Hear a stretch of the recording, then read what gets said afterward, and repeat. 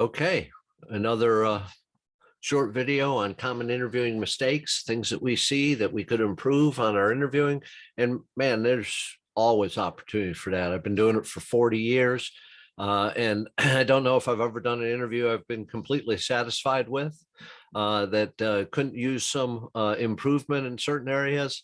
I think we always have to continually self-analyze ourselves and see where we can make improvements. So I want to talk to you about another topic here to go along with all the ones that we've talked about along the way.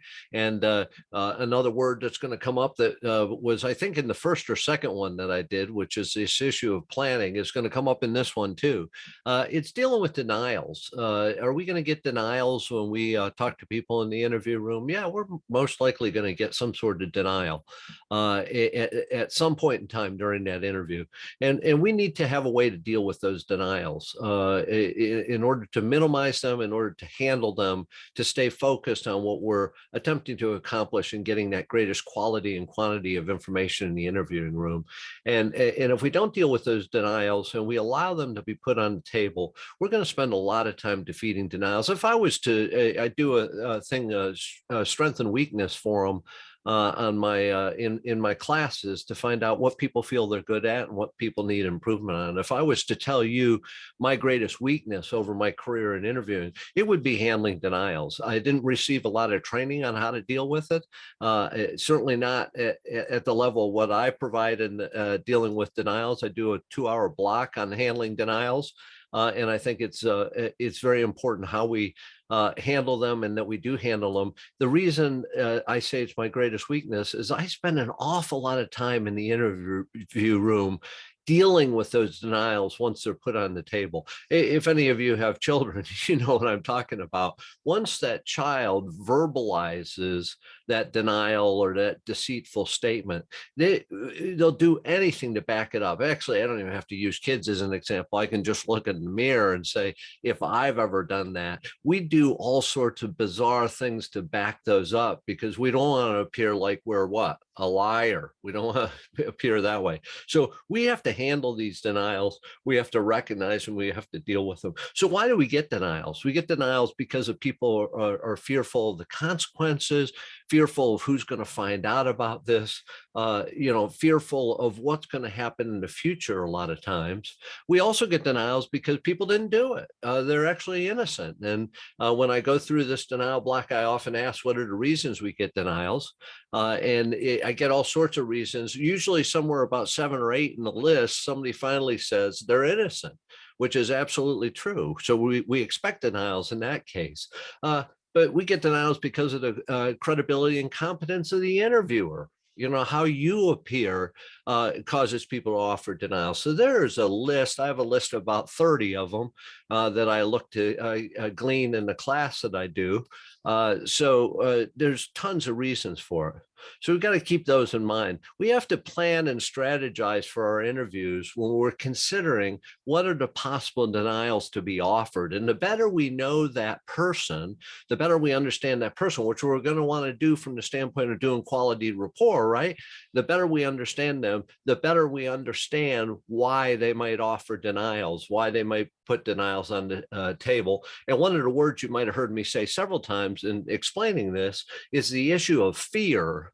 We need to understand what fear exists in the interview with that person we're talking to that might cause them to offer denials. So if we keep that fear paramount in our mind, we're going to be able to handle denials better, and then also better handle development of themes and as to why the person did what they did and how to get them to admit to their responsibility.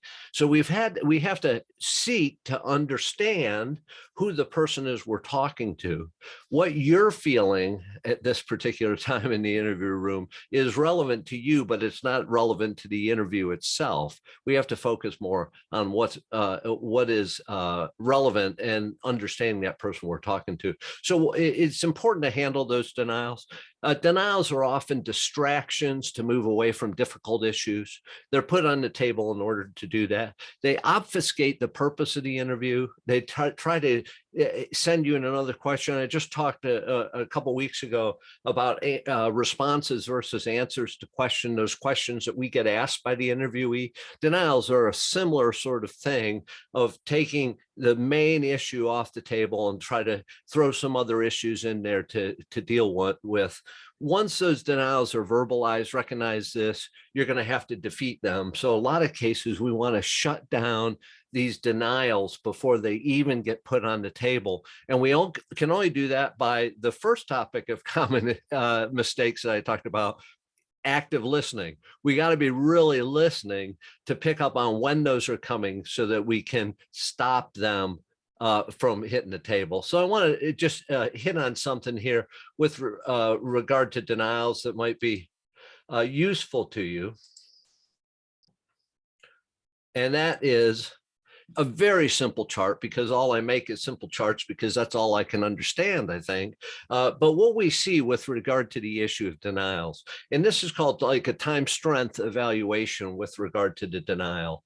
We know that over time, if you accuse somebody of something, if you state it to them and they deny it, and then you accuse them again and they deny it again, we see a couple things happening. If that person is innocent, that they are actually offering a denial because they didn't do what you're saying, we see that over time, as the denial as the issue keeps being put on the table, the strength of the denial will increase over time. Think about it in your own life. If you've ever been accused of something you didn't do for a change, you think about how you respond to that. The first time you say, no, you didn't do it. The second time you become a little bit more adamant.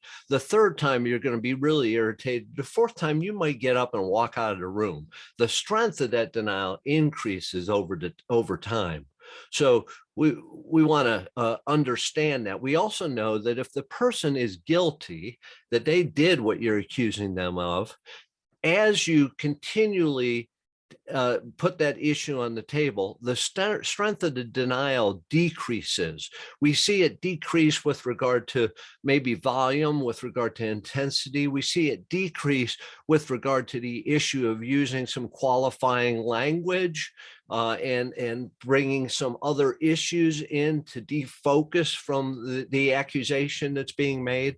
So over time, we see the strength of that denial decrease. And there's a couple different types of denials that we need to be aware of, and we should have training in this regard to understand these different type of denials. There's the direct denial, that concept of I didn't do it.